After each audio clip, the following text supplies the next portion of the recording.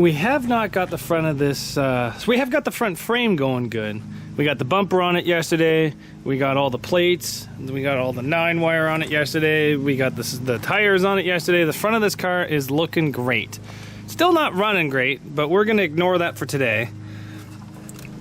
Cheap plugs won't even come out, so I think we're gonna have to put, excuse me, all new plugs and wires into it. And maybe I'll hook up power steering. Maybe. Can't guarantee that. But we got the don't look at that. Just don't look at that. God damn, don't look at that. But other than that, we got this thing going good. What we're gonna do now is we're gonna pull the back end of this car apart. We're gonna cut off all the 9-wire that's back here. We're gonna take off all of these bent trailing arms and we're gonna put new trailing arms on it. So my plan is, I've measured the 2 back ones and then I'm going to push the front of it straight so that I can kind of do what I need to do to that. And then we're going to bolt the front ones in and then slide them in and weld them. So we are gonna have to do a little bit of welding to the back of this. Not much, but just a little bit. So let's get started, pull the rear tires off. So what I mean is, see how this one here has got 2 holes at this end, and that one has 2 holes at that end, but then this one here only has holes at that end and none at this end. So these trailing arms are not actually the same length. So by doing this, we're gonna be able to basically custom make these as we need them to get the toe in, toe out that we need. I did make them shorter than factory ones because I do want the tires sucked in a bit. Because of how bad the body's gone, I do want the tires pulled in, so then that way they don't get smoked off. So like if these were fully extended, that would put the tire outside the body, and I don't really want that. So changing out all your rear trailing arms for tubing, it's kind of something I've never done before. I've done repairs, and you guys may have seen previous videos where I put 2017 Dodge Ram 1500 trailing arms into one of these. I think a lot of that just comes down to the wording of the rules, because then technically it's not tubing, it's factory OEM part, but this is clearly tubing. So make sure you guys read your rules, make sure you know what you're allowed to do, play within your rules. There's always that factor of gray, but it is definitely nice when you go to an event and your cut list isn't 2.5, 3 pages long. Our tire still holds air. Yeah, nothing worse than going to an event, spending the first day just cutting. Oh, I think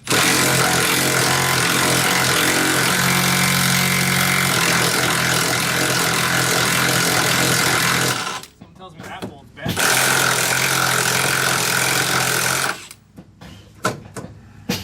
And for all you guys wondering why is this coming apart so nicely, because I took everything apart before I went to that show, because I did not want stuff to break.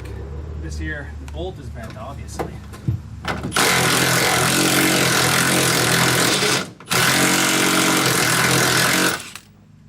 So we are going to have to cut a couple of the bolts. So let's get out all these trailing arms and then see what we're left with. Got out all the trailing arms except for the ones that go up to the front. So not a single, that one's kind of straight. Single trailing arm turned out okay. But there is a lot of 9-wire in the back of this thing. Even one of the bolts did not turn out okay. So all of these parts are scrap. There's going to be a lot more to come. But what we're going to do now is start throwing in the replacement parts, the OEM replacement tubings, and go from there. So it's going to clean up this mess so I'm not tripping over dirty parts here on the ground, and go from there.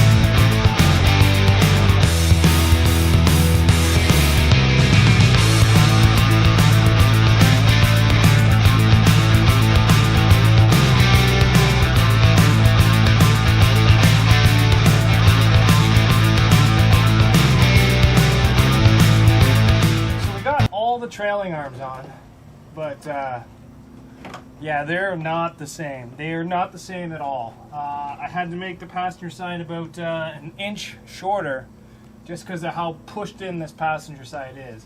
The strut is actually cut right through, which is pretty rare. I think it's from my rim, to be honest. I'm not sure. But now what we're going to do is we're going to install these lower arms. So what I'm going to do is I'm just going to slide it over like that, lift it up to get my measurements. I'm going to cut it, put it in, and then we're going to weld it back here, and it's going to work. So I need to go find the measuring tape and get some measurements. But like I said, what we're going to do is just cut it to the rough length, cut off what we don't need, slide it over top, put the bolt through, and then we'll weld this end down here to this. Because then that's the easiest way I think I can do it, to be honest. And then the back of this car is pretty much done. As you guys may be able to tell, we're starting to build a Subaru in the background. Don't worry about that one. I'll make a video on that one for you guys as well, so don't you worry. But let's get this bar installed to get this car done. I'm excited to get this thing movable, underneath its own power, and running good again. So the front frame's good, and after today, hopefully the back of this thing's good. So let's get this in. We got all the trailing arms welded back into place. This one still has air. And so now, what we're gonna do, throw the tires back on and get her down on the ground to see how she looks. I never thought this car would come back to life as good as it did from Meltdown. I have actually never ever been able to get 2 runs out of a Meltdown car before. So this is definitely something new for me. So let's get these tires on, and we'll get it dropped down to the ground, and then we can take a look at the ride height and see how she looks.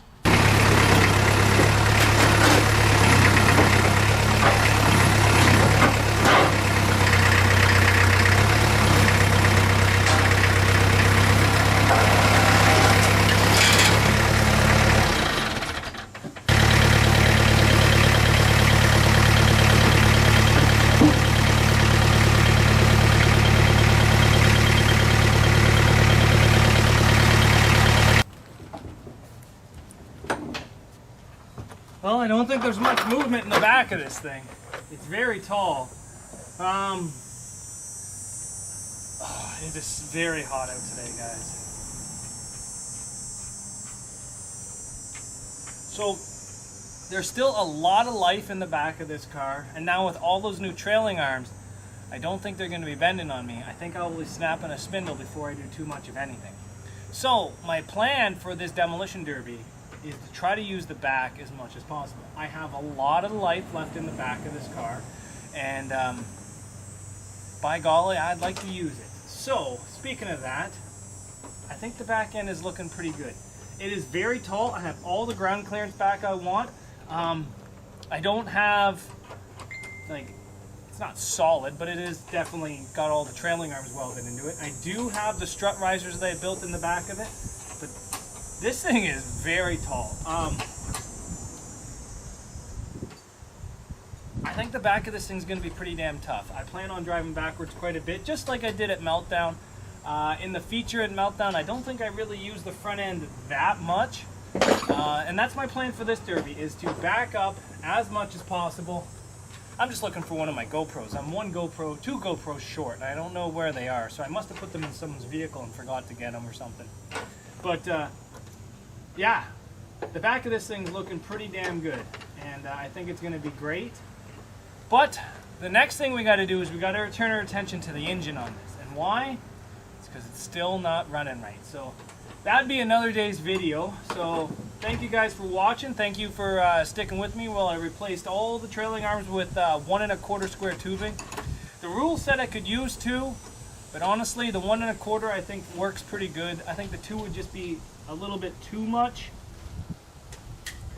I think 2 is just too prone to breaking rear spindles. So at this, maybe this is the proper space. I don't know. We did get away with using half of the factory rear trailing arms, but just that slid inside and then we welded it. But other than that, this car is looking pretty good. Things that still need to be doing, I still need to collect all of the garbage out of the inside of this, because there's a lot in there. And then Get it running right. That is my #1 concern now. Now that the frame on the front is straight, we have all the threaded rod and the plates, and we got the back end done. So the car's tough. Now we just got to make it run better, gooder. Good enough to win. That's all we need is good enough. You know what? Good enough to come top 3. Top 3's money. Top 3's a trophy. I'd be happy with that. So I'd like to win though. I would really like to win. But we'll have to see. I think there's going to be some pretty stiff competition for a $5,000 to win pro show here in Ontario. And I'm still quite a bit under the rules. But I think I'm going to be good enough to be competitive. So thanks for watching, guys. The Swamp Monster is a little bruised and beaten up, but it's definitely going to be coming back for another round. Don't really know what I'm going to do here. Maybe I can try to put some 9-wire over top of it or something. I don't know. We'll have to see. But thanks for watching, guys. See you back here. And don't forget to subscribe. I know that I really don't like begging for subscriptions, but we're at like almost 15,000 subs now. Even Harley wants you to subscribe. She doesn't care. She really doesn't care. So thanks for watching, guys. See you back here later on Zach's Workshop.